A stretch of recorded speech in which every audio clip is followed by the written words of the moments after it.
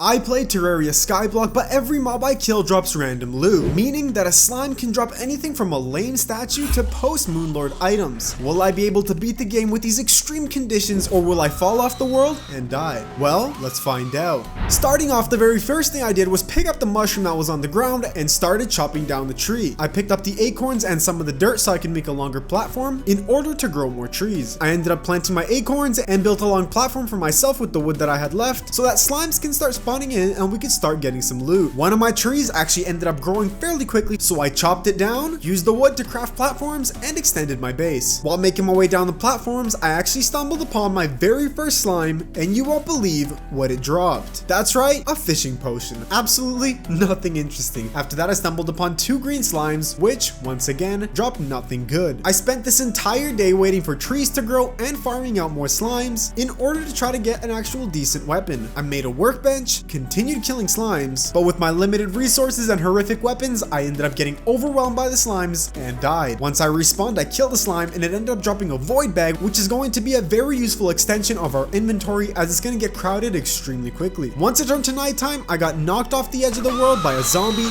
and ended up dying. After respawning, I built myself a tiny platform so I could actually take out zombies, but that didn't really work and I died again. I improved that platform a little bit and now I could stand in one spot and farm out zombies without taking any damage. I essentially did that for the entire night because I couldn't risk taking any damage. During this night, I died over and over again because no matter what we did, none of the mobs ended up dropping any weapons. Once the night passed, we moved on to easier mobs as slimes spawned during the day. During this time, I mined up some trees, killed some more slimes, but we were getting extremely unlucky with the loot that we were given. In this process, I managed to get some bat wings, and upon killing a slime, we got our very first weapon. We got Red's Throw, which is actually a pretty good hard mode yo-yo, so we're gonna use that as our main weapon for the time being. I realized that we were going to need more dirt, and since I had 5 bombs, I picked up all the dirt in my world, made myself a tiny platform, and duplicated my wood using dirt bombs. This strategy gave me tons of dirt, meaning that I could expand my tree farm far beyond than I ever imagined. I put a ton of my loot into chests, and since I had wings, flew my way down to the island that was right under me. In this chest, we received a ton of acorns, a life crystal, and 10 master bait. I flew my way over to the island that was on the right side of this crimson biome, and I ended up finding another life crystal, 10 master bait, and a staff of regrowth. Now, finding a staff of regrowth was actually extremely lucky because I made a very stupid move. When picking up all the dirt when making the dirt bombs, I actually dug up every single last bit of grass we had, meaning that we either had to summon in a dryad or get lucky and get the staff of regrowth. Since we didn't have enough wood to actually build homes for the dryad, we had to rely on a different method, meaning that if we never got the staff of regrowth, we probably could have never made any progress within this playthrough. During the night to come, I continued duplicating more dirt and built up my tree farm. And upon killing a zombie, I ended up getting the Star Wrath, which is actually one of the best swords in all of Terraria, and will easily carry us out till Moonlord. I spent the rest of the night planting and farming trees, waiting for it to turn to daytime. I made my way down to the islands that were under me, went further to the left, and actually stumbled upon a queen bee hive island. I built a tiny platform just so we could have some space, broke the queen bee summon, and fought the boss. We used Red's Throw for most of the boss fight and finished it off with the Star Wrath. After that, I made my way back to spawn and tried to go fishing. I was completely out of luck and couldn't catch anything, probably because I didn't make a big enough pool, but that's besides the point. I ended up making my tree farm a bit better by removing the blocks at the top and decided to extend it lengthwise. I organized some of my chests and essentially spent the next whole night just farming out loot. While I was AFK and farming loot, I actually killed a mob, which ended up dropping me the Meowmer. Now we had 2 of the best melee weapons in the game apart from the Zenith. We have the Star Wrath and the Meowmer. We're missing one more weapon to complete the loadout. When I came back from AFK farming, I picked up the Meowmer, chopped down a bunch of the trees that ended up growing in the process, and attempted to make my way over to the different islands of the world. But to even have a chance of getting to the other islands, I actually needed a better set of wings as well as more platforms. I waited for more trees to grow so we could craft more wooden platforms and extended my island as far as I could to the right. I ended up using the Stardust Dragon Staff to farm out more loot and spent essentially the next 3 days just grinding out trees to get enough wooden platforms to make our way over to Skeletron's dungeon. I decided that maybe first I should actually focus on getting into hard mode and getting Guy Voodoo dolls. Using all the platforms I had, I started making my way down to the underworld. We had to build down block by block because we needed solid blocks in order to actually make a proper arena. I farmed out more and more trees until we finally had enough wood to make our way all the way down to the underworld. This was a very long and grueling process, took a lot of grinding, but once we had enough, I made my way way all the way down to the underworld and actually built a proper arena for the Wall of Flesh. Once I came back, a goblin army actually decided to spawn in, which completely caught me off guard, and while killing one of the goblins, it ended up dropping me a Terrarian, which is another fantastic melee weapon that I absolutely love. We took care of the goblin army, proceeded to finish the Wall of Flesh arena, but I still wanted to finish off some other bosses before we actually got into hard mode. I ended up opening a Moonlord treasure bag, which ended up giving me a gravity globe, meaning we don't actually need to build our way all the way to Skeletron's dungeon. We could just flip gravities and cheese our way to the area. First, I flew my way over to the left side of the world to check out what the ocean had in store for us. After finding practically nothing, I was disappointed and teleported my way back home using an ice mirror. I used the portal gun to make my way down to the underworld as fast as I could and started farming guide voodoo demons in order to get the guide voodoo doll. I got extremely lucky because I found a guide voodoo demon almost right away, meaning that we barely had to do any grinding. I teleported back to spawn, made my way over to the little Crimson Island, got myself a bucket of lava, and made my way down to the underworld. I used a trick to duplicate my lava, and once I had a proper pool, I threw the guide voodoo doll into the lava without realizing one crucial thing.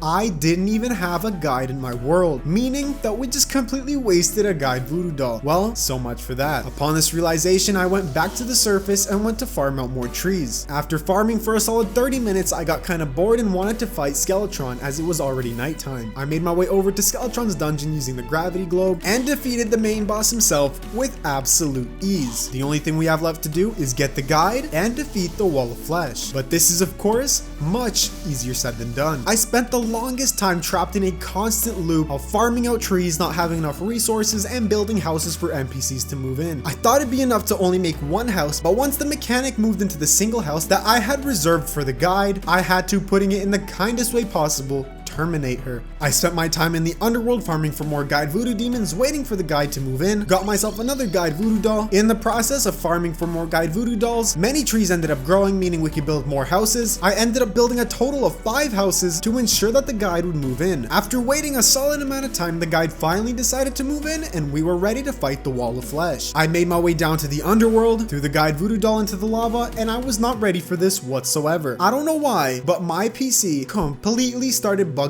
out. I was doing the Wall of Flesh boss fight on a solid 3 frames per second. Somehow, I managed to deal pretty decent damage, but look at how this is going. I couldn't see a thing. As soon as I spawned it in, it was just going crazy. I managed to kill it. There were some points in the fight where I did actually gain my frame rate back, but it was only for a couple of seconds, and the frames actually stopped dipping once we beat the boss. Well, we are now in hard mode. If you guys want to see a part 2 of this video where I go all the way to Moonlord, be sure to drop a like on the video. If this video reaches 5,000 likes, I'll be sure to do a part 2. But that's it for me today. If you enjoyed the video, be sure to check out another one on screen. Subscribe to the channel if you're new. Join our Discord in the description down below. Be sure to check out my Instagram. It's also down there too. Anyways, thank you so much for watching. I'll see you next time. Peace out.